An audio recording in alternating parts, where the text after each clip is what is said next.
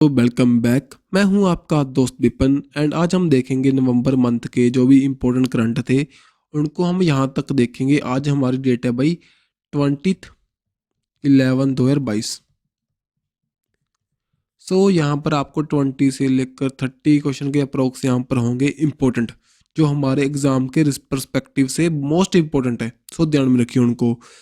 अगर आपको कोई भी डाउट लगा तो टेलीग्राम पर, इंस्टाग्राम पर और कमेंट बॉक्स में हमसे पूछ सकते हो। फर्स्ट भाई जो आपको दिखाई दे रही हैं ये इंडियन वुमेन्स हैं। अभी हाल ही में फोर्ब्स एशिया के द्वारा एक लिस्ट अनाउंस की गई जिसमें 20 एशिया पैसिफिक वुमेन्स को काउंट किया गया, जिसमें हमारी इंडिया की 3 वुमेन्स थी। दैट्स वाई इंपॉर्टेंट है, इनके नेम आप ध्यान में रखना। देखिए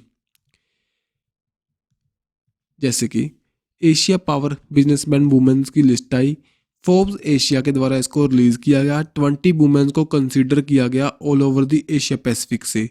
देन नमिता थापर जो कि एक एमक्योर फार्मा के एग्जीक्यूटिव डायरेक्टर हैं, जी आपको दिखाई दे रहे हैं। ठीक है जी, पहले जो शार्क टैंक आया था वहाँ पर भी आपको दिखाई दिए होंगे। देन गजल अलग जो कि क्यो फाउंडर हैं Hansa consumer, Mamaearth and Dharma company के। देन यहाँ पर आपको दिखाई दे रहे हैं भाई सोमा मंडल जो कि फर्स्ट वुमेन बनी जो चेयरमैन बन चुकी हैं पब्लिक सेक्टर कंपनी सेल के, स्टील अथॉरिटी ऑफ इंडिया की। दैट्स वाई इन तीनों के नेम इंपॉर्टेंट है। क्यों? प्रीवियस ईयर ना एक्साइज इंस्पेक्टर का पेपर हुआ था पंजाब में भाई,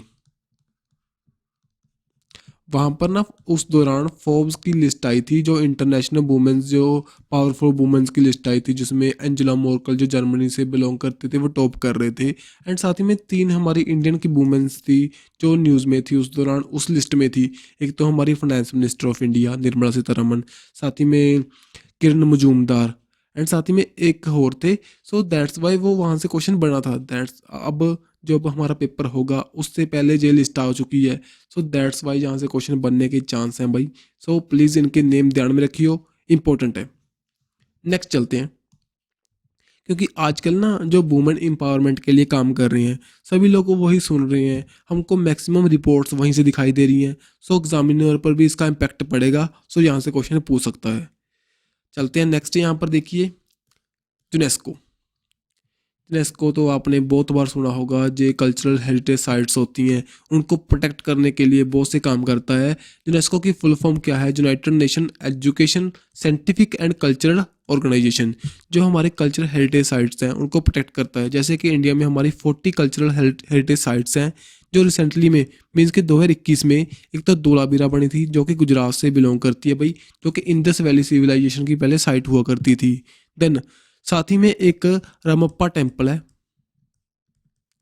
जो कि कहाँ पर है? तेलंगाना में, उसको इस लिस्ट में डाला गया था। देन साथ ही में इसकी एक इंटेंजिबल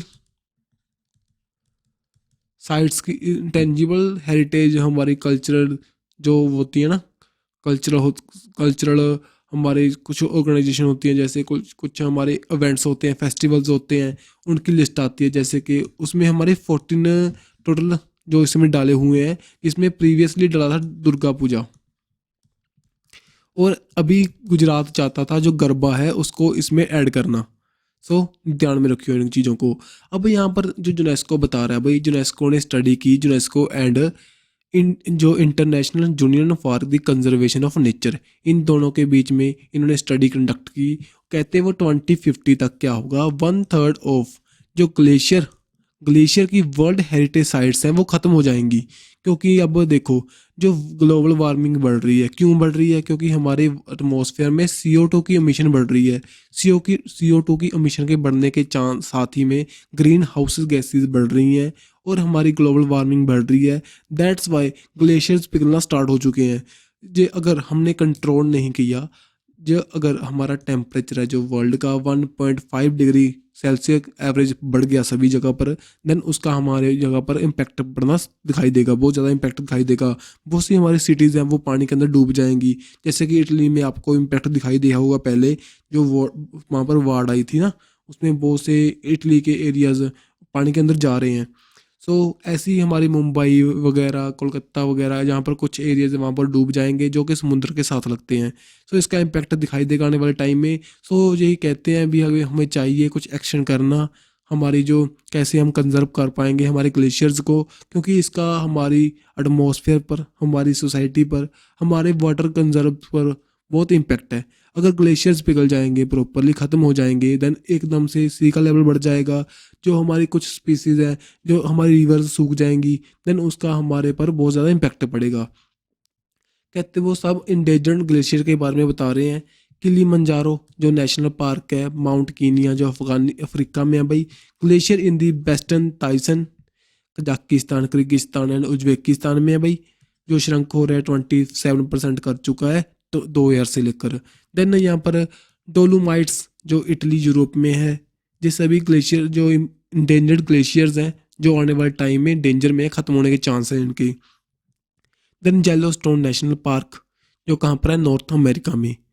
ठीक है जी। सो ध्यान में रखियो भी कितना इम्पैक्ट पड़ सकता है, जहाँ पर कहता है भी about 5% of global sea level rise हो चुका है, जहाँ पर 2050 तक इसके होने के चांस हैं। सो डायरेक्ट पूछ सकते हैं भी यूनेस्को की लिस्ट आई थी वो कब तक बता रहा था भी यहाँ पर 1/3 ऑफ ग्लेशियर्स खत्म हो जाएंगे वो 2050 तक।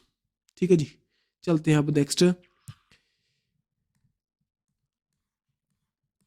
नेक्स्ट हमारा reserve bank of India news में था, क्योंकि इसके द्वारा डिजिटल रुपये को अभी पायलट प्रोजेक्ट के रूप में यहाँ पर इंट्रोड्यूस किया गया ऑल ओवर दी इंडिया में। कुछ है जो हमारे इंपॉर्टेंट बैंक हैं जैसे SBI, BOB, bank of Baroda, union bank of India, HDFC, ICICI, Kotak Mahindra, जस बैंक, इन सभी बैंक में यहाँ पर इंट्रोड्यूस किया जाएगा।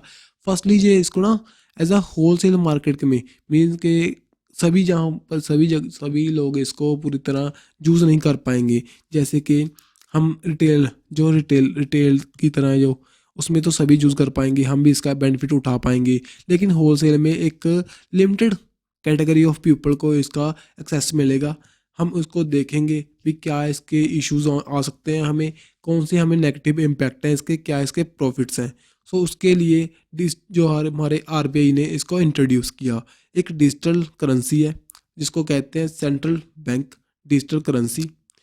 सो पहले आपको पता ही है हमारी इंडिया के द्वारा, जो हमारी RBI के द्वारा, सेंट्रल गवर्नमेंट के द्वारा जो क्रिप्टो करेंसी को पूरी तरह बैन कर दिया गया इंडिया में। मीन्स के उस पर जो स्टेप उठाए गए, उसके ऊपर जो करेंसी को लेकर पैसे जो टैक्स लगाया गया, उसका भी अच्छा इम्पैक्ट है। मीन्स कि अब देखो करेंसी कितनी ज़्यादा डूब चुकी है, जो क्रिप्टो है उसका इम्पैक्ट कम दिखाई देगा अगर हमारे लोगों ने यहाँ पर इन्वेस्ट कम किया होगा। सो उसी का एक अल्टरनेटिव ढूंढा है हमारी RBI के द्वारा, जो इंट्रोड्यूस किया जाएगा ऑल ओवर द इंडिया। सो इसका हमें आने वाले टाइम में बेनिफिट देखने को मिलेगा और हम इसका बेनिफिट उठा पाएंगे। ठीक है। तो चलते हैं नेक्स्ट यहाँ पर। अब 5G को लेकर लिस्ट है भाई, एक रिपोर्ट आई थी, कहते हैं 5G का कंट्रीब्यूशन है 2% हो जाएगा 2030 तक। सो मेनली 5G सेक्टर है जो हमारे डिफेंस सेक्टर में, हमारे स्पेस सेक्टर में आने वाले टाइम में बहुत से इम्पैक्ट दिखाता देगा। और जो 4G कस्टमर्स हैं इंडिया में बहुत ज़्यादा हैं, सेकंड हाईएस्ट है ऑल ओवर द वर्ल्ड, जो कि जिसमें जियो का बहुत ज़्यादा अहम भूमिका है। जियो सबसे लीडिंग जो हमारा जो कम्युनिकेशन की फील्ड में लीडिंग हमारा ब्रांड है इंडिया का। ठीक है। नेक्स्ट चलते हैं। यहाँ पर देखो जो पर कैपिटा इनकम के बारे में बता रहा है, वो हमारी जो सेंट्रल गवर्नमेंट है उसने क्या किया, सुप्रीम कोर्ट को बताया कि जो इसका जो हमारी नेशनल फूड सिक्योरिटी एक्ट है लाया गया था 2013 में, उसका बहुत ज़्यादा इम्पैक्ट पड़ा है जो हमारे पर कैपिटा इनकम को बढ़ाने के लिए। जैसे कि रूरल एरिया में कुछ जो हमारे लोग रहते हैं, जो हमारे अर्बन एरिया में लोग रहते हैं, जो कि पहले वर्नल की कैटेगरी में आते थे, अब वो थोड़े से ऊपर उठ चुके हैं। साथ ही में जो हमारी पब्लिक डिस्ट्रीब्यूशन जो सिस्टम है, टारगेटेड जो हमारे एरियाज़ में कुछ जो हमारी कैटेगरीज़ को, जो गरीब लोग हैं उनको प्रोवाइड करने के लिए, उसका भी हमारी सोसाइटी पर बहुत ज़्यादा अच्छा इम्पैक्ट पड़ रहा है। जो हमारे बहुत से लोग हैं जो उससे गरीबी रेखा से ऊपर उठ चुके हैं। ठीक है जी। सो बता रहा है 33.4% ऊपर उठ चुके हैं। We per capita income of the population in India increase कर चुकी है। नेक्स्ट यहाँ पर देखिए, अब बता रहा है इंडिया बिकम द जो second largest producer of steel बन चुका है। जो जिसने रिप्लेस किया जापान को, फर्स्ट नंबर पर कौन है भाई? चाइना, जो कि 57% वर्ल्ड का प्रोड्यूस कर रहा है स्टील को। ठीक है जी। जो गवर्नमेंट की कुछ स्कीम्स आई थी, जो नेशनल स्टील पॉलिसी वगैरह, जो इस पॉलिसी का बहुत ज़्यादा इम्पैक्ट पड़ा है इंडिया की स्टील सेक्टर को बूस्ट करने में। अब नेक्स्ट चलते हैं, हमारी जो नेक्स्ट न्यूज़ स्पोर्ट के रिलेटेड है भाई। स्पोर्ट्स क्या है भाई? पेरिस जो ओलंपिक्स 2024 में होंगे, उसका जो अभी हाल ही में मस्कट लॉन्च किया गया। पेरिगियन जो कैप, ये यहाँ पर आपको दिखाई देगा भाई, ये रहा। ये आपको पेरिगन कैप, ये क्या मस्कट, इसको सिलेक्ट किया गया है फॉर दी फ्रांस, जो पेरिस में ओलंपिक्स होंगे 2024 में। 2020 के कहाँ पर हुए थे? मीन्स के 2020 के 2021 में हुए थे इन दी जापान टोक्यो में। अब यहाँ पर देखो, श्रीलंका होस्ट करेगा under 19 man T20 world cup को 2024 में, जो कि ICCI के द्वारा अनाउंस किया गया। और 2026 का जो एडिशन होगा जिम्बाब्वे एंड नाम्बिया में होगा। उसके बाद में 2025 में बता रहे हैं under 19 women's T20 world cup कहाँ पर होगा? मलेशिया, थाईलैंड में। ऐसे ध्यान में रखने की आपको ज़रूरत नहीं है भाई, अंडर 19 पेपर में पूछने के बहुत कम चांस होते हैं। ठीक है, जहाँ पर डायरेक्ट पूछ सकते हैं अभी, जैसे ओलंपिक कहाँ पर होंगे, कॉमनवेल्थ गेम कहाँ पर होगी, एशियन गेम्स कहाँ पर होंगी, या तो पूछ सकते हैं भी जो फुटबॉल वर्ल्ड कप कहाँ पर होगा, या पूछ सकते हैं भी इंडिया का नहीं, मीन्स के वर्ल्ड का ODI वर्ल्ड कप कहाँ पर होगा। अंडर 19 नहीं पूछेंगे, वो डायरेक्ट पूछेंगे जो हमारी मेन लीडिंग टीम है। सो नेक्स्ट चलते हैं भाई, जो 6 टाइम जो वर्ल्ड वुमेन बॉक्सिंग चैंपियनशिप जो जीत चुकी हैं, चैंपियन बन चुकी हैं, ओलंपिक मेडलिस्ट है मैरी कॉम को सिलेक्ट कर लिया गया है भाई चेयरमैन ऑफ एथलेटिक कमीशन, जो कि इंडियन ओलंपिक एसोसिएशन के द्वारा। ठीक है जी। सो यहाँ पर जो वाइस चेयरमैन कौन बन चुके हैं भाई? शरत कमल, जो कि एक टेबल टेनिस प्लेयर है, जो मैरी कॉम है हमारी एक बॉक्सर है। सो नेम इनके, और साथ ही में कौन सी गेम से बिलोंग करते हैं भाई, मोस्ट इंपॉर्टेंट है। पेपर में क्वेश्चन ऐसे ही पूछा जाएगा कि कौन सी गेम से बिलोंग करते हैं, जब कोई उनको अच्छा कोई अवार्ड मिला हो, उसको आप पर ध्यान में रख सकते हो। ठीक है। अब भाई यहाँ पर देखो, जो बहुत से हमारे प्लेयर्स यहाँ पर सेलेक्ट किए गए थे, Mary Kom, PV Sindhu, then उसके बाद में मैं मीरा भाई चन्नू, जो कि वेट लिफ्टर हैं, ओलंपिक्स में हमारे लिए सिल्वर मेडल लेकर आए थे। देन गगन नारंग, जो कि देन हमारे एमिनेंट स्पोर्ट्स पर्सन को यहाँ पर सिलेक्ट किया गया था, जो 6 जैसे शिवा केशवन, शरत कमल, रानी रामपाल, भवानी देवी, बजरंग लाल, देन उसके बाद में ओम प्रकाश सिंह, ये सभी यहाँ पर सिलेक्ट हुए। यहाँ पर ना मेनली जो जैसे 10 सिलेक्ट हुए, उसमें से 5 वुमेन होंगे, 5 होंगे मैन, जो कि वुमेन एम्पावरमेंट को करने के लिए, मीन्स कि इक्वल जो हमारे राइट मिले हैं सभी को, मैन और वुमेन्स को, दैट्स वाई ये किया जाता है भाई सिलेक्शन इनकी। ठीक है।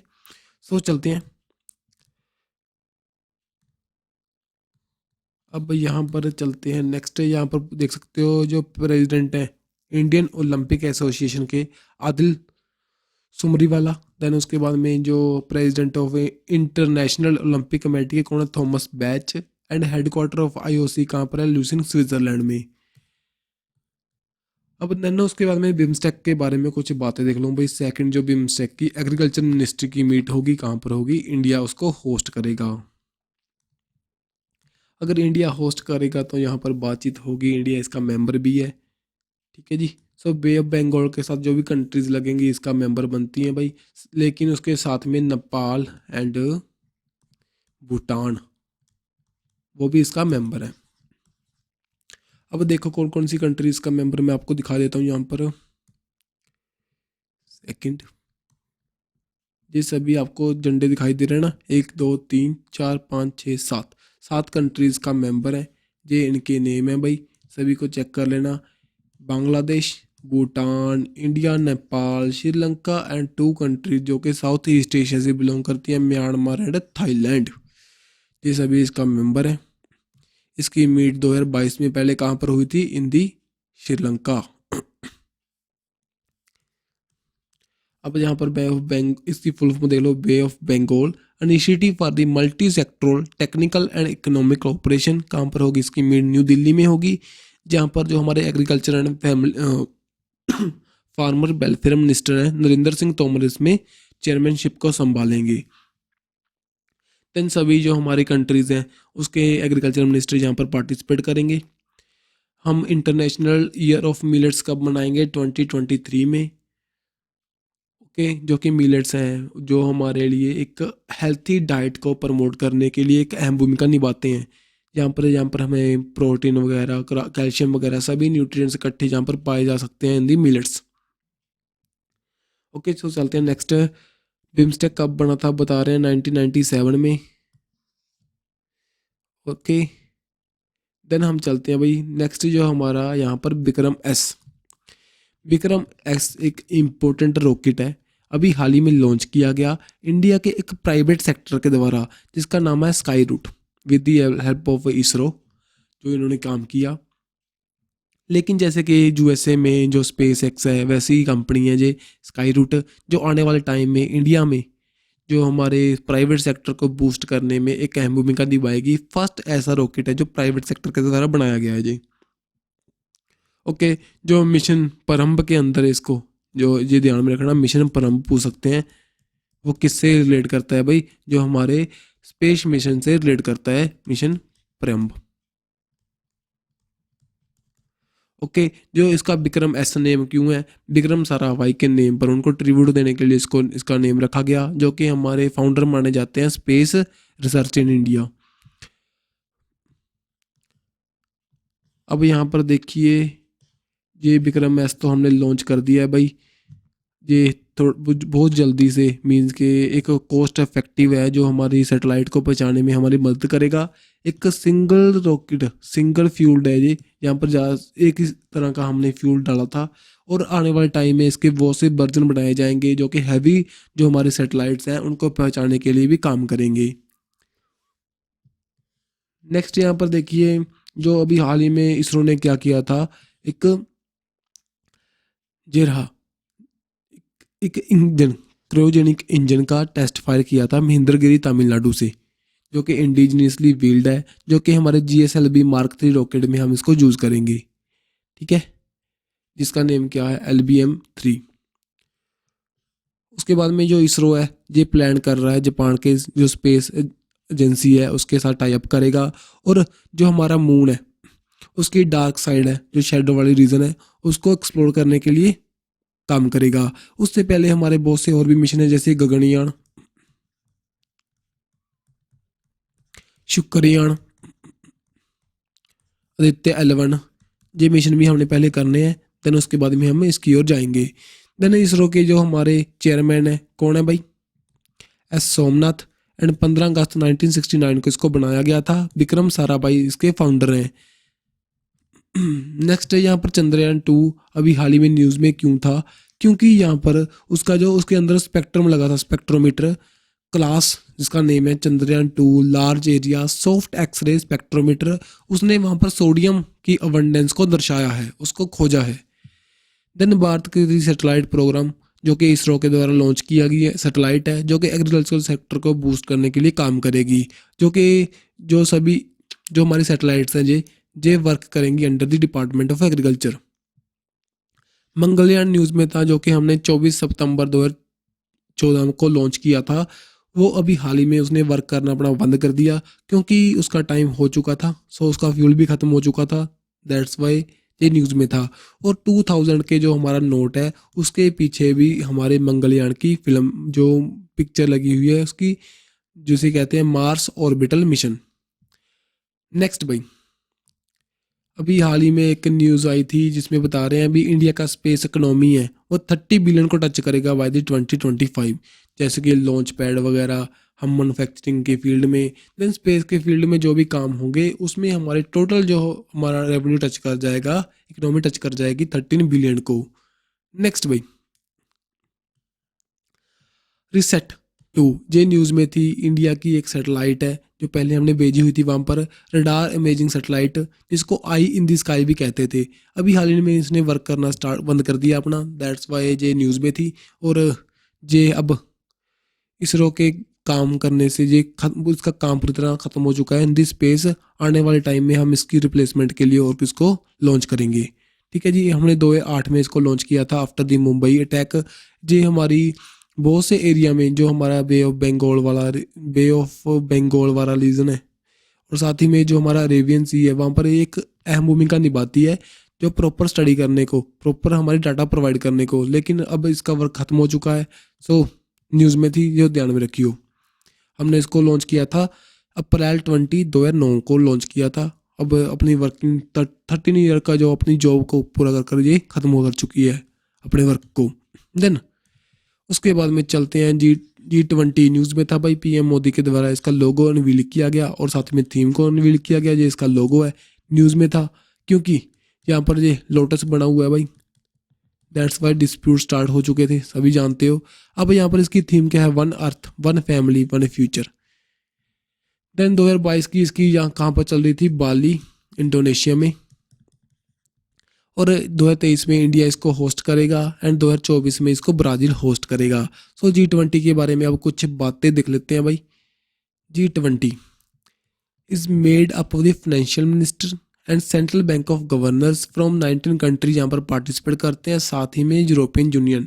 ये सभी कंट्रीज के नेम है भाई, अगर रीड कर सकते हो, याद में रख सकते हो तो अच्छी बात है। Argentina, Australia, Brazil, China, European Union, India, Indonesia, हमारा यहाँ पर Mexico, Saudi Arabia, South Africa, South Korea and Turkey, then Russia, Canada, France, Germany, Italy, यहाँ पर Japan, UK and United State of America. ये सभी यहाँ पर कंट्रीज पार्टिसिपेट करते हैं G20 नेशंस में। ये क्या होता ना, पहले G7 नाम का ग्रुप बना। देन उन्होंने सोचा अभी 1997 में जो क्राइसिस आई थी, भी हम एक ऐसा ग्रुप बनाते हैं जिसमें और भी कंट्रीज पार्टिसिपेट करेंगी। देन उसके बाद में बर्लिन में 1999 दिसंबर में इसको बनाया गया। देन 2010 में ये पूरी तरह वर्किंग में आ चुका था भाई, और उसके बाद में इसकी मीटिंग होनी स्टार्ट हुई। देन ये मीटिंग एवरी ईयर चेंज हो जाती है इसकी प्रेसिडेंटशिप, और 2023 में इंडिया के पास होगी। ठीक है जी। जो G20 ग्रुप है जी रिप्रेजेंट करता है भाई 80% ऑफ वर्ल्ड की जीडीपी को, 75% ऑफ इंटरनेशनल ट्रेड को एंड 60% ऑफ जो वर्ल्ड की पॉपुलेशन है इस ग्रुप के अंडर आती है भाई। देन ये प्रेसिडेंटशिप इसकी रेट होगी, देन 2023 में इंडिया के पास रहेगी। ओके, सो चले आगे। अब यहाँ पर देखो सिर्फ 17th जो चल रही है, समिट चल रही थी अभी हाल ही में, कहाँ पर चली थी, हिंदी बाली इंडोनेशिया में। पहले आपको पता होगा जो यहाँ के प्रेसिडेंट हैं वो गए थे रशिया यूक्रेन में, वहाँ के जो उनको इनविटेशन देने के लिए, और साथ ही में चाहते थे भी पीस टॉक हो जाए उनके बीच में, लेकिन उनकी बात नहीं चली। लेकिन G20 तो उन्होंने होस्ट करना ही था, दैट्स वाई वहाँ पर सभी कंट्रीज़ के लीडर्स आएंगे। अब यहाँ पर देखो जो पीएम मोदी हैं हमारे, यूएसए के जो बिडेन से, चाइना के जिनपिंग से, सभी से मीट करेंगे। अब इसकी थीम इंपॉर्टेंट है भाई, रिकवरी टुगेदर रिकवरी स्ट्रोंगर। सो ये ध्यान में रखियो।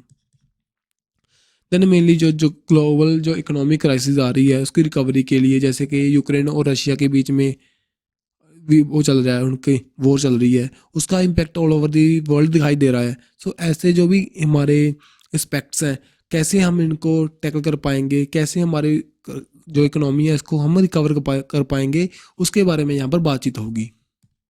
ओके जी। Next, Artemis mission. ये क्या है? ये एक मिशन है भाई, जो कि किसके द्वारा, नासा के द्वारा भेजा जाएगा ऑन दी, कहाँ पर, मून की स्टडी के लिए।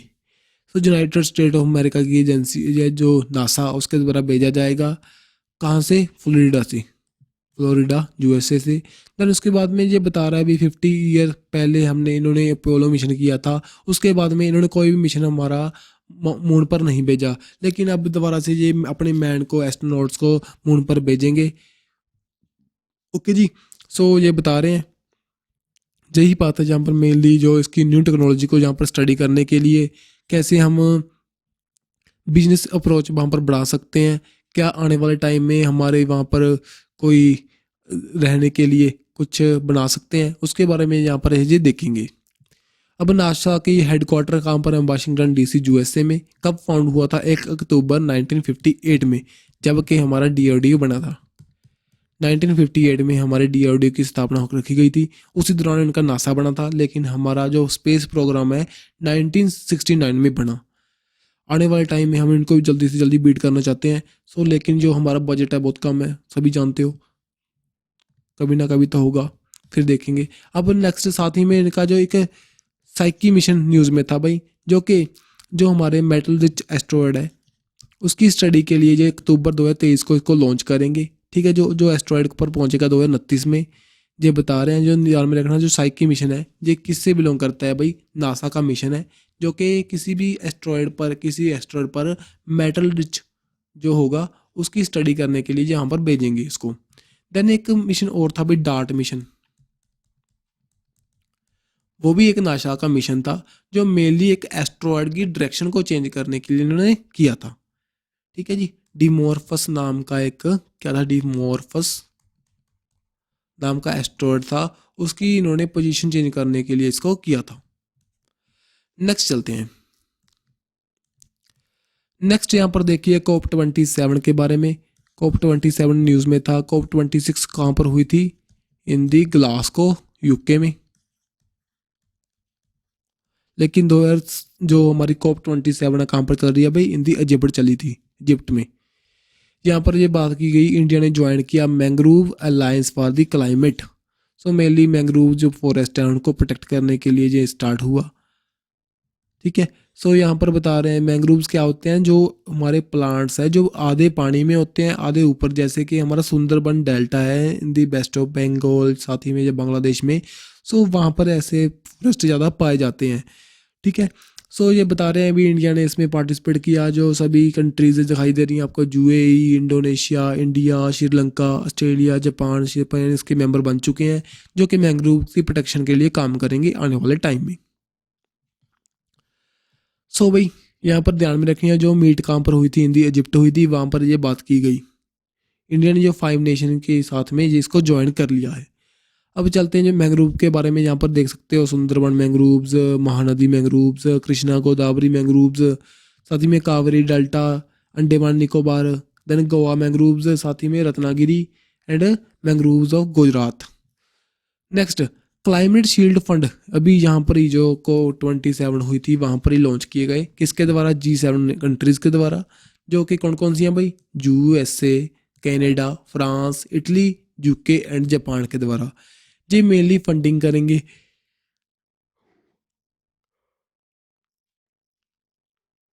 ऐसी कंट्रीज़ को जो कि हमारे डिजास्टर से के किसी फ्लड से वगैरह जूझ चुकी हैं, जो क्लाइमेट के रिलेटेड जो भी उनको कुछ डिस्ट्रैक्शंस मिली हैं, जो उनको बहुत सी डिफ़िकल्टी सहनी पड़ी हैं, दैट्स वाई ये फंडिंग करेंगे। जहाँ पर 170 मिलियन प्रोवाइड करेगा यूरो जर्मनी, साथ ही में देन जो डोनर करेंगे 40 मिलियन करेंगे यहाँ पर डेनमार्क, आयरलैंड जहाँ पर पार्टिसिपेट करेंगे। सो मेनली जहाँ पर जो कंट्रीज़ हैं इसको बेनिफिट मिलेगा, कौन कौन सी, Pakistan, Ghana, Bangladesh, Costa Rica, Philippines, सेगल, इनको जो इसका फ़ायदा मिलेगा। सो ध्यान में रखना, जो क्लाइमेट शील्ड फंड है किनके द्वारा इंट्रोड्यूस किए गए, by the G7 group. G7 group में कौन कौन सी कंट्रीज़ आती हैं भाई, USA, जो कि मेनली फर्स्ट वर्ल्ड वॉर में मेन कंट्रीज थी, UK, France, then Italy, first world war नहीं second world war, Germany, 5 countries तो ये हो चुकी हैं भाई। देन उसके बाद में देखो एक कनाडा ऐड कर दो, एक ऐड यहाँ पर कर दो, USA यहाँ पर हो गई हमारी, फ्रांस हो गई, यूके हो गई, इटली। देन यहाँ पर देखिए एक जापान, जापान भी इसका मेन मेंबर थी सेकंड वर्ल्ड वॉर का। सो 7 कंट्रीज़ हैं ओनली, छोड़कर कनाडा को। कनाडा सेकंड वर्ल्ड वॉर में इतना एक्टिव नहीं था, लेकिन जो सभी कंट्रीज है अदर ये एक्टिव थी। इनको ऐड करो, देन G7 ग्रुप बनेगा। इनके द्वारा क्लाइमेट शील्ड फंड को इंट्रोड्यूस किया गया फॉर दी जो क्लाइमेट रिलेटेड डिजास्टर से जूझ चुकी हैं कंट्रीज़ के लिए। ओके, सो नेक्स्ट चलते हैं। यहाँ पर एक इंडिया और स्वीडन के बीच में टाई अप भी हुआ भाई, लेड IT समिट को लेकर COP27 में। सो लेड IT क्या है, लीडरशिप फॉर इंडस्ट्री ट्रांजिशन। जिस दोनों के बीच में बातचीत हुई, आने वाले टाइम में जीरो एमिशन को लेकर जो काम करेंगे, मींस कि हम कैसे कार्बन एमिशन को ख़त्म कर सकते हैं, उसके बारे में जो इंडिया और स्वीडन इकट्ठे मिलकर काम करेंगे। स्वीडन अब न्यूज़ में आ चुका है भाई, स्वीडन न्यूज़ में रहता है, क्यों, ये बनना चाहता है मेंबर ऑफ नाटो।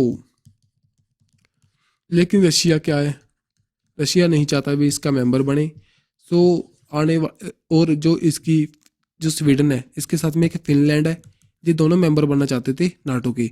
लेकिन जो नाटो के 30 मेंबर हैं, जिसमें से कौन सा है, टर्की, जिसका नेम अब चेंज हो चुका है, टर्की से तुर्कई बन चुका है भाई। इसने इनकी जो एंट्रेंस थी उसको रोक दिया।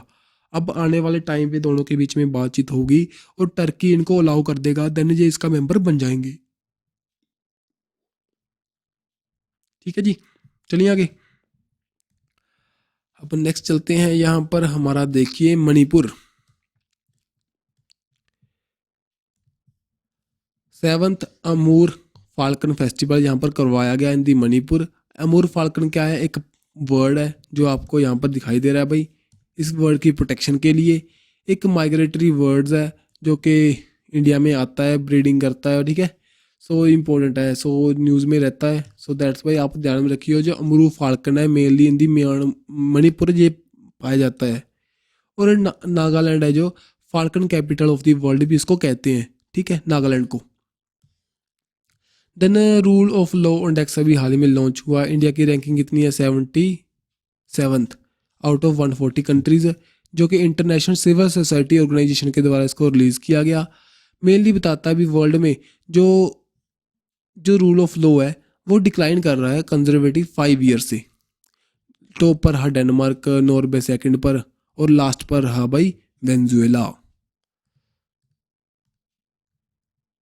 ठीक है, सो नेक्स्ट चलते हैं। यहाँ पर third, no money for the terror ministry conference हुई, जो मेनली इंडिया के द्वारा होस्ट हुई इन दी न्यू दिल्ली।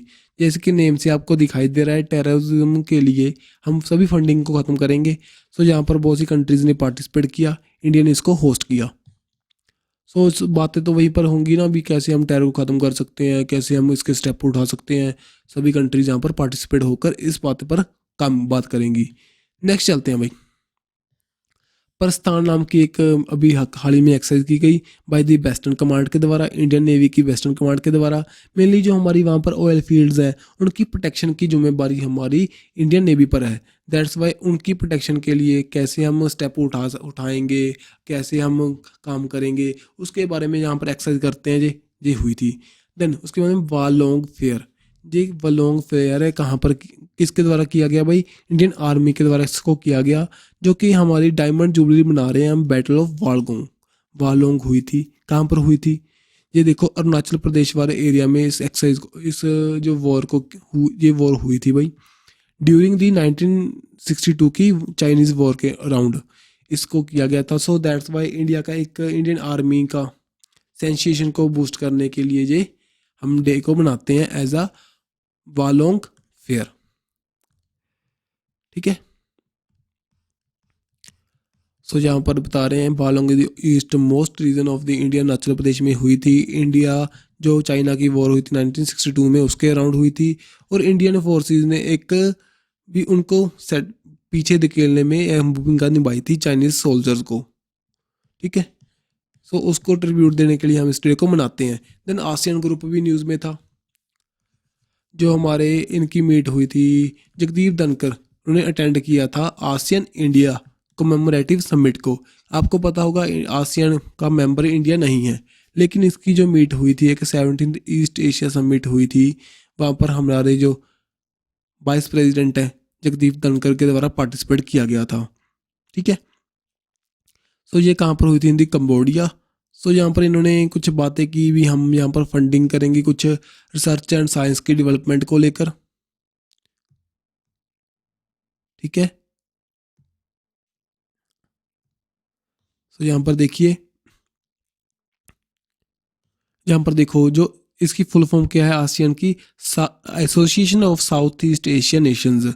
कौन कौन सी कंट्रीज यहाँ पर पार्टिसिपेट करेंगी भाई, सभी के नेम है, Myanmar, Thailand, Cambodia, Singapore, Indonesia, then यहाँ पर Malaysia, Brunei, then Vietnam, Laos and Philippines.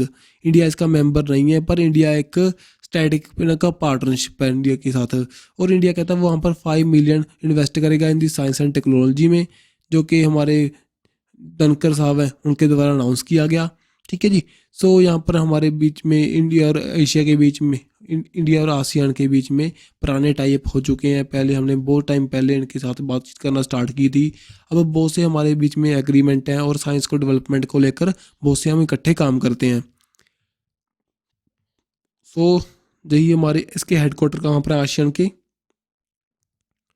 यहाँ पर देखिए जकार्ता इंडोनेशिया में। सो यहाँ पर जो इनका 11th मेंबर कौन बनेगा, 10 मेंबर तो ये हैं, 11th मेंबर इनका जो बनेगा ईस्ट तामूर, इसको इन्होंने इलेक्ट कर लिया है फॉर दी नेक्स्ट मेंबर बनने के लिए। सो देन उसके बाद में इंपॉर्टेंट डेज के बारे में देख लो। वर्ल्ड टॉयलेट डे 19 नवंबर को बनाते हैं। सो मेनली इसकी थीम क्या है, sanitation and the ground water. And इसका कैंपेन का टाइटल क्या है, मेकिंग द इनविजिबल विजिबल, जो कि पहले हमने वर्ल्ड वाटर डे का भी रखा था। ओके, सो नेम से दिखाई दे रहा है वर्ल्ड में सैनिटेशन को ये प्रॉपर प्रोवाइड करने के लिए और उसके बारे में अवेयरनेस फैलाने के लिए इसको स्टार्ट किया गया। नेक्स्ट यहाँ पर 19 नवंबर को एज आ नेशनल इंटीग्रेशन डे के रूप में जानते हैं, क्योंकि इसी दिन जो हमारे पीएम थे पहले कौन थे, फर्स्ट जो वुमेन पीएम थे इंदिरा गांधी का बर्थ हुआ था, उनके डे को हम जो जानते हैं नेशनल इंटीग्रेशन डे के रूप में, जो कौमी एकता दिवस के रूप में। देन यहाँ पर देखिए जो to motivate the people about unity peace love, इनके बारे में मोटिवेट करेंगे। अब इंदिरा गांधी जी के बारे में देख सकते हो, इनका नेम था इंदिरा प्रियदर्शनी गांधी। 19 नवंबर 1917 को इनका बर्थ हुआ इन दी इलाहाबाद इन दी फैमिली ऑफ पीएम, जो हमारे फर्स्ट पीएम थे जवाहरलाल नेहरू की फैमिली में, उनके फादर थे जवाहरलाल नेहरू। देन उनकी शादी हुई फिरोज गांधी से 1942 में। 1955 में ये कांग्रेस वर्किंग कमेटी की मेंबर बने। देन 1959 में ये प्रेसिडेंट बने कांग्रेस वर्किंग कमेटी के। देन ये जो लाल बहादुर शास्त्री थे उनकी कैबिनेट के अंदर भी मेंबर है, जो मिनिस्टर रह चुके थे, मिनिस्टर फॉर इंफॉर्मेशन। देन 1966 में जो लाल बहादुर शास्त्री की डेथ के बाद जब वो ताशकंद का एग्रीमेंट करने गए थे इन रशिया, क्योंकि उसी से पहले 1965 में इंडिया और पाकिस्तान की वॉर हुई थी। देन उनकी डेथ के बाद ये प्राइम मिनिस्टर बन गई। इंदिरा गांधी ने बहुत से अच्छे स्टेप भी उठाए, कुछ उनके नेगेटिव स्टेप भी रहे उनकी उसके दौरान। देन आपको पता होना चाहिए 14 amendment in the Indira Gandhi tenure में हुई थी, लेकिन ये मेनली जानी जाती हैं फॉर दी 1971 का जो वॉर हुई थी इंडो पाकिस्तान वॉर, जिसके बाद में बांग्लादेश बना था। सो मेनली इनको इसके लिए जानते हैं। नेक्स्ट है जो इम्पोर्टेंट डेज के बारे में कुछ और है हमारे, जैसे कि world day for the prevention of child sexual abuse, जो कि यूनाइटेड नेशन जनरल असेंबली के द्वारा स्टार्ट हुआ, 18 नवंबर को बनाते हैं जो, ठीक है। सो यहाँ पर देखो इंडिया में जो मेनली चाइल्ड के लेकर जो भी अब्यूज़ होते हैं उसके लिए एक पोक्सो एक्ट है। सो ध्यान में रखना, कभी पूछ सकते हैं जो पोक्सो एक्ट है किससे रिलेट करता है, जो चाइल्ड रिलेटेड पोर्नोग्राफी वगैरह, सो उनके साथ सेक्सुअल अब्यूज़ उसको रिलेट कर जो ये काम करता है भाई, ठीक है। नेक्स्ट यहाँ पर 5th न्यूरोपैथी डे 18 नवंबर को ही बनाया सी, मेनली जो कि हमारी positive mental and physical health को प्रमोट करने के लिए, ड्रग फ्री थेरेपी को प्रमोट करने के लिए, ठीक है। तो मिनिस्ट्री ऑफ आयुष के द्वारा बनाया जाता है भाई। आयुष की फुल फॉर्म ध्यान में रखियो, आयुर्वेदा, योगा, न्यूरोपैथी, यूनानी, सिद्धा एंड हेमोपैथी। और हमारी मिनिस्ट्री ऑफ आयुष के द्वारा 21 जून को एक डे बनाया गया था, प्लीज़ आप कमेंट बॉक्स में बताना उसको, 21 जून को, ठीक है जी। कहाँ पर बनाया गया था वो बता रहा हूँ, मैसूरू कर्नाटका में।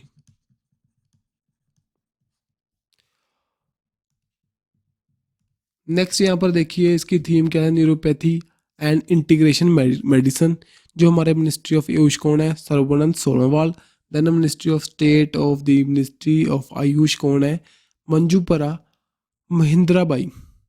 देन उसके बाद में world anti microbial awareness week, ये वीक है हमारा भाई 18 से लेकर 24 नवंबर तक बनाते हैं। मेनली जो हमारे ड्रग्स हैं जैसे एंटीबायोटिक्स हैं उसका जो मेनली उसकी जो इफेक्टिवनेस ख़त्म होती जा रही है उनके यूज़ के साथ में, उसकी अवेयरनेस फैलाने के लिए हम इसको स्टार्ट किया।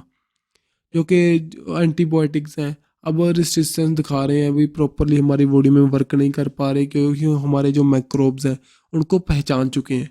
सो दैट्स वाई भाई अवेयरनेस फैलाने को स्टार्ट हुआ। थीम क्या थी, preventing the anti microbial resistant together. World health organisation के द्वारा इसको बनाया जाता है, ठीक है जी। यहाँ पर इसकी जो वर्ल्ड हेल्थ ऑर्गेनाइजेशन है 7 अप्रैल 1948 को बनाई गई थी। हेडक्वार्टर जनेवा स्विट्ज़रलैंड में। टेड्रोस एंड अदारोन, जो इनके नेम टेड्रोस इनके नेम है भाई, जो इसके चीफ हैं। ठीक है, नेक्स्ट ये कुछ और हमारे इंपॉर्टेंट डे हैं ये। 17 नवंबर को नेशनल एपिलेप्सी डे। थीम क्या थी? There is no neem without me. Then 17 नवंबर को ही बनाया था वर्ल्ड फिलोसफी डे, जिसकी थीम क्या थी? The human of the future. Next 16 नवंबर को हम बनाते हैं international day for the tolerance. United nation के द्वारा इसको बनाया जाता है मेनली पीपल के अंदर टॉलरेंस को लेकर इंपॉर्टेंस बताने को। ओके, नेक्स्ट भाई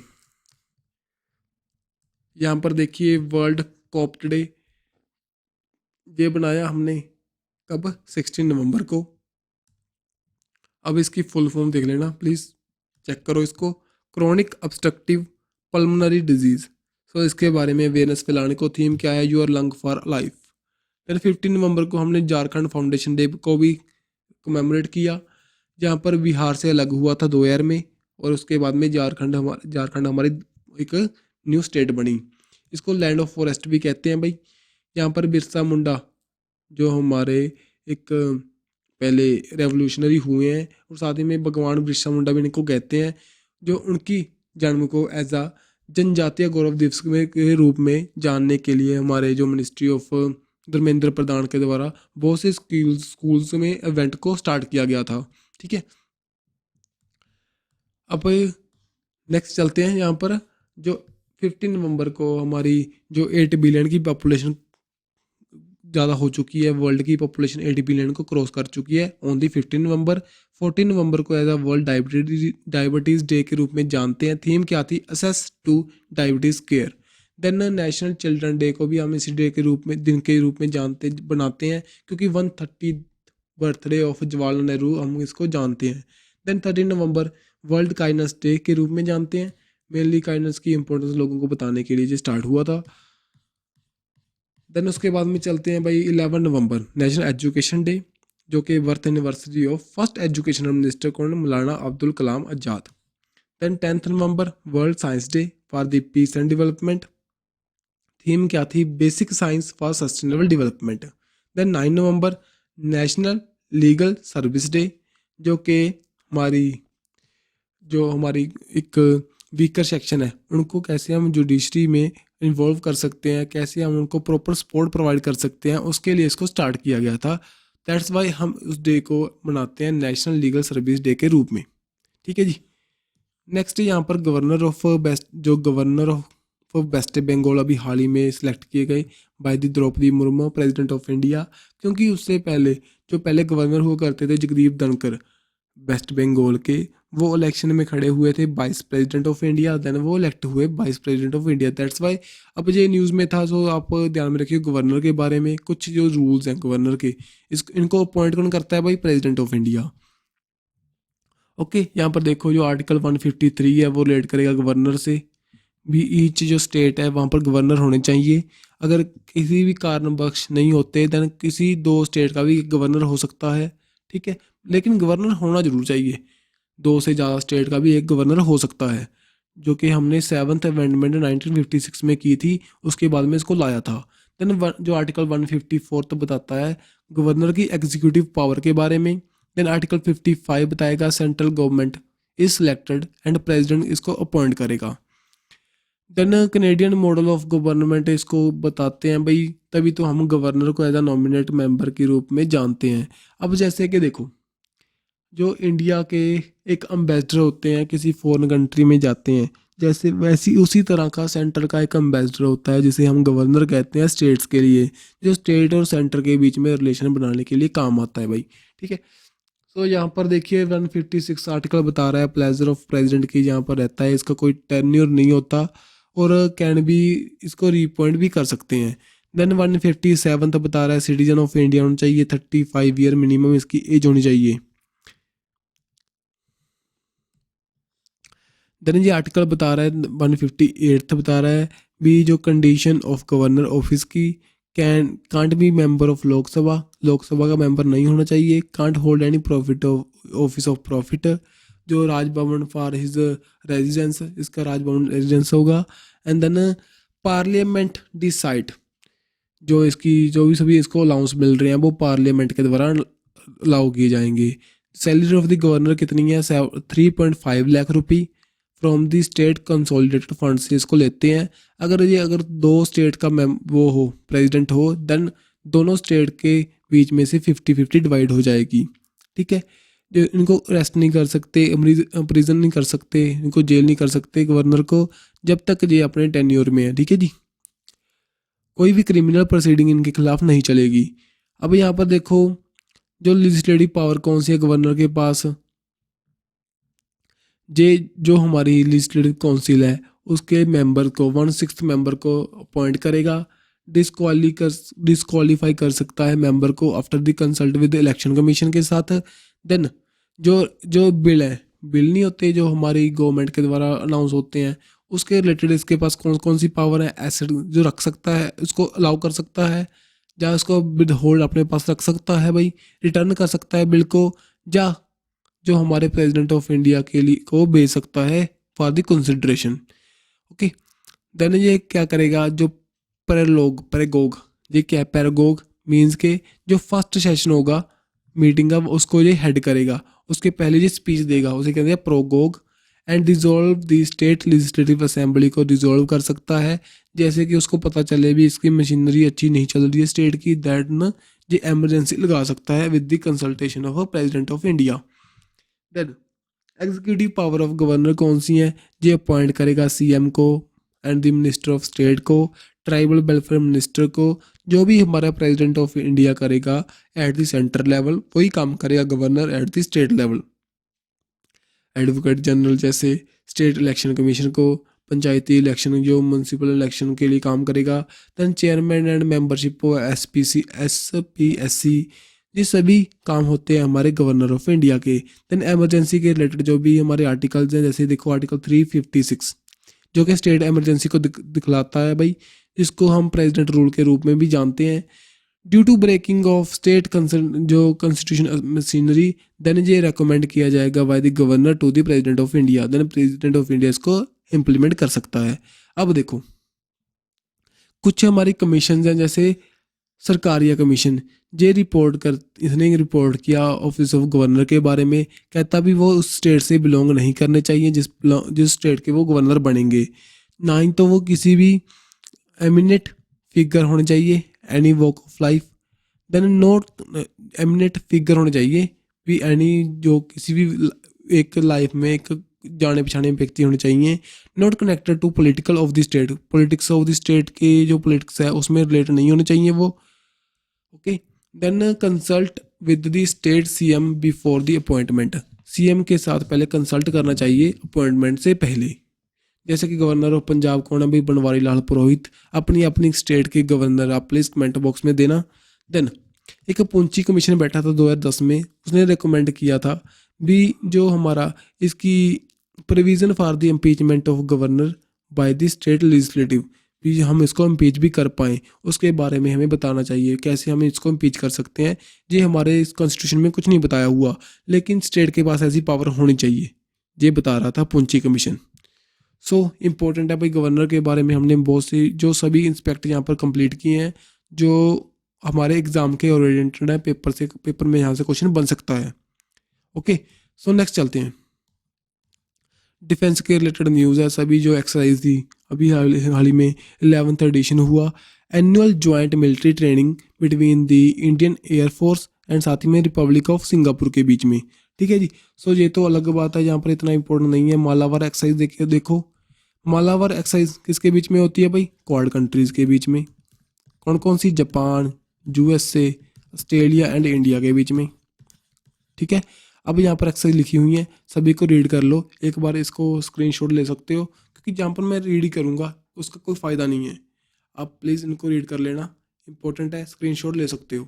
ठीक है, नेक्स्ट चलते हैं। अभी हाल ही में न्यूज़ में थी युद्ध अभ्यास, जो कि इंडिया और USA के बीच में हुई, कहाँ पर? उत्तराखंड में हुई। एक हाई एल्टीट्यूड एक्सरसाइज है जो मेनली एक दूसरे के बीच में कोऑर्डिनेशन को बढ़ाने के लिए की जाती है every year. Previous year Alaska में हुई थी, अब यहाँ पर इंडिया में हो रही है, देन आने वाले टाइम में फिर यूएसए में होगी। ठीक है जी। नेक्स्ट यहाँ पर फर्स्ट ग्लोबल मीडिया कांग्रेस होगी। ठीक है, कहाँ पर होगी? अबू धाबी में इसको होस्ट किया जाएगा। मेनली जो multi language appealing in the global audience, जो मल्टी लैंग्वेज को प्रमोट करने के लिए जहाँ पर बहुत सी मीडिया इंडस्ट्री जहाँ पर पार्टिसिपेट करेंगी यहाँ पर। ठीक है, सो ध्यान में रखियो। बहुत से जर्नलिस्ट यहाँ पर आएंगे, टेक फिल्म कंटेंट क्रिएटर्स यहाँ पर पार्टिसिपेट करेंगे। ठीक है, नेक्स्ट भाई। अब यहाँ पर क्वेश्चन है एक, what is the Subodh? Subodh news में था, ये बताओ क्या है? एक डीआरडीओ डेवलप्ड फाइटर जेट है, बिजनेस मैगजीन है, टेलीकम्युनिकेशन सिस्टम है। सो ये क्या है कि बिजनेस मैगजीन है, जो फर्स्ट एडिशन इसका लॉन्च किया गया by the national ministry development corporation के द्वारा इन दी हैदराबाद। ठीक है,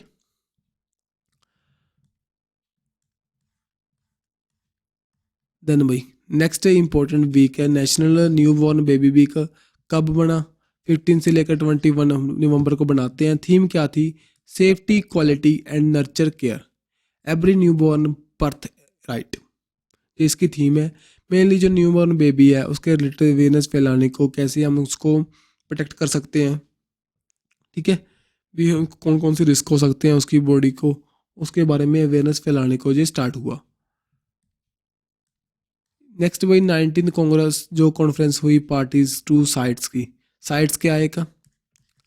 साइट्स की फुल फॉर्म देखो यहाँ पर, convention on international trade in endangered species of wild fauna and flora. So इसकी थीम है, इसकी मीट कहाँ पर हुई? पनामा। पनामा कहाँ पर है भाई? जो साउथ अमेरिका से ऊपर एंड जो नॉर्थ अमेरिका कॉन्टिनेंट से नीचे, यहाँ पर है पनामा। ठीक है, एक सेंट्रल अमेरिकन कंट्री है जहाँ पर इसकी मीट होगी, जो कि मेनली इंडिया के द्वारा प्रपोज किया गया। रेड क्राउंड रूफ्ड टर्टल को हम प्रोटेक्ट कैसे कर सकते हैं उसके बारे में हमें स्टेप उठाने चाहिए। ठीक है, सो मेनली ये हाई रिस्क पर है, इंडिया और बांग्लादेश में पाई जाने वाली स्पीसीज है। और यहाँ पर देखिए जो साइट्स है, ये 1 जुलाई 1975 में इफेक्ट में आया। जनेवा स्विट्जरलैंड में इसके हेडक्वार्टर्स हैं। साइन कब हुआ था? 3 मार्च 1973 में। लैंग्वेज कौन सी है? English, France, Spanish. And world हमारा वाइल्ड लाइफ डे कब मनाते हैं भाई? 3 मार्च को। अब ये टर्टल है, इसको प्रोटेक्ट करने के लिए हमारी इंडिया के द्वारा बताया गया। यहाँ पर एक पनामा कनाल भी है, यहाँ पर पनामा जो हमारी कंट्री है उसके बीच में निकलने वाली एक कनाल है, जो कि जहाँ पर डिस्टेंस कम करती है। अगर इधर की ओर से अटलांटिक ओशियन से हमने पैसिफिक ओशियन में जाना हो, जो टाइम कंज्यूम होता है बहुत ज़्यादा कम होता है। That's why most important news में रहने वाली पनामा कनाल है जी। एक साथ में स्विज कनाल है, वो न्यूज़ में रहती है भाई, वो बताओ कहाँ पर है? कौन सी कंट्रीज के बीच में? आपके लिए ये क्वेश्चन है। ठीक है जी, तो नेक्स्ट चलते हैं। यहाँ पर शी विजल, ये क्या है? एक एक्सरसाइज है, 3rd एडिशन इसका हुआ। कहाँ पर? ईस्टर्न सी बोर्ड में फ्रॉम नवंबर 15 जहाँ पर कंडक्ट किया गया इन इंडिया। मेनली जो मैरीटाइम सिक्योरिटी को प्रमोट करने के लिए आफ्टर दी 26/11 अटैक हुआ था जो मुंबई में, उसके बाद में इसको स्टार्ट किया गया। मेनली जो 7516 जो हमारा किलोमीटर है कोस्ट लाइन एरिया है, उसकी कंजर्वेशन के, उसको प्रोटेक्ट करने के लिए कैसे हम हमारी फोर्सेस को काम में ले सकते हैं उसके बारे में यहाँ पर जो एक्सरसाइज की जाती है। इंडियन नेवी एंड साथ ही में इंडियन कोस्ट गार्ड एंड साथ ही में कुछ और एजेंसीज हैं जहाँ पर पार्टिसिपेट करती हैं। ठीक है जी, अब कुछ वन लाइनर्स हैं। गंगा बिलास ये न्यूज़ में था, इंडिया का लॉन्गेस्ट रिवर क्रूज है जो कि सेल करेगा फ्रॉम दी वाराणसी इन दी जनवरी 2023 को। ओके, देन उसके बाद में blind football women Asia cup championship कहाँ पर होगी? कोची, केरला में। Then world highest polling station, जो कि जो सबसे ज़्यादा जहाँ पर बोटिंग डली, अभी हाल ही में हिमाचल प्रदेश में चल रही थी बोटिंग, सो दैट्स वाई वहाँ पर सबसे ज़्यादा बोटिंग मिली इन दी ल्यू स्प्रीति में, जो कॉन्स्टिट्यूंसी है वहाँ पर 98% लोगों ने वहाँ पर वोट डाली। देन रशिया जो हमारी रिलायंस इंडस्ट्री न्यूज़ में थी भाई, इसके द्वारा फर्स्ट मल्टी लॉजिस्टिक जो पार्क खोला गया इन दी चेन्नई एंड साथ ही में जो फोर्ब्स की वर्ल्ड बेस्ट एम्प्लॉयज़ की लिस्ट आई थी उसमें 20th रैंक पर रहा। देन TRA जो रैंकिंग आई अभी हाल ही में, जियो एक स्ट्रॉन्गेस्ट ब्रांड बन चुका है इंडिया का। सबसे ज़्यादा टेलीकॉम सेक्टर में सबसे बड़ा ब्रांड कौन सा है? Jio, after beating the Airtel and साथ ही में Vodafone. Then kabaddi world cup 2025 को होस्ट करेगा इंग्लैंड। देन इंडिया का first hydrogen fuelled cell catamaran vessel जो कि वाराणसी उत्तराखंड से स्टार्ट होगा, जो कि कोची शिपयार्ड लिमिटेड के द्वारा बनाया गया है भाई। देन उत्तराखंड उड़ीसा बोल रहा है वो स्लम फ्री हो जाएगा बाई दिसंबर 2023 तक। जो उड़ीसा ने अभी हाल ही में सेलिब्रेट किया मांडिया डे, जिसको कहते हैं मिलेट्स डे के रूप में जानते हैं, ओके, जिसे कहते हैं मोटा अनाज। Then first Thursday of the जो मार्गशिरा मंथ है, जो कि जो 10th नवंबर को पड़ा था, उस डे को एज अ मांडिया डे के रूप में इन्होंने जाना। Then according to united nation report, India is set to become world most populous country by the 2023। सबसे ज़्यादा पॉपुलस कंट्री बन जाएगा 2023 तक, after beating the China. Then Bangala dance कहाँ पर कंडक्ट हुआ भाई? ये हुआ इन दी मेघालय, गारो ट्राइब के द्वारा इसको किया जाता है भाई, गारो ट्राइब के द्वारा इसको किया जाता है। इन दी राइजिंग सन वाटर फेस्टिवल 2022 के यहाँ पर किया गया, जो कि उमाम लेक जो कि मेघालय में है, वहाँ पर इसको कंडक्ट किया गया। देन शिंगाई फेस्टिवल जो कि मणिपुर में किया जाता है, ओके, जो कि वहाँ का एक स्टेट एनिमल है, उसको मेनली उसके नेम पर इस फेस्टिवल को करवाते हैं। देन उत्तराखंड हाई कोर्ट वो शिफ्ट की गई हल्द्वानी से लेकर फ्रॉम दी नैनीताल, हल्द्वानी को शिफ्ट किया गया फ्रॉम दी नैनीताल से। देन अभी हाल ही में जो उत्तराखंड गवर्नमेंट है इसके बारे में बताया गया भी कंजर्व जो एक दूसरे में कन्वर्ट होते हैं, कन्वर्जन लो लाए गए। कोई भी किसी को कन्वर्ट करता है फोर्सफुली, देन उसको 10 ईयर की जेल हो सकती है, ठीक है। देन उत्तराखंड के गवर्नर गुरमीत सिंह, पुष्कर सिंह धामी CM है, कैपिटल देहरादून जो कि विंटर है, एंड देन गैरिसन जो कि समर है। इंटरनेशनल गीता महोत्सव जो कि कुरुक्षेत्र हरियाणा में होगा फ्रॉम दी नवंबर 19 से लेकर दिसंबर 6 तक। सो जहीं तक भाई आज की तो हमारी वीडियो कंप्लीट है। वीडियो में कुछ अच्छा लगे तो लाइक एंड शेयर कर दें, एंड मिलेंगे ऐसी नेक्स्ट वीडियो के साथ। Don't forget to subscribe our YouTube channel. Bye bye.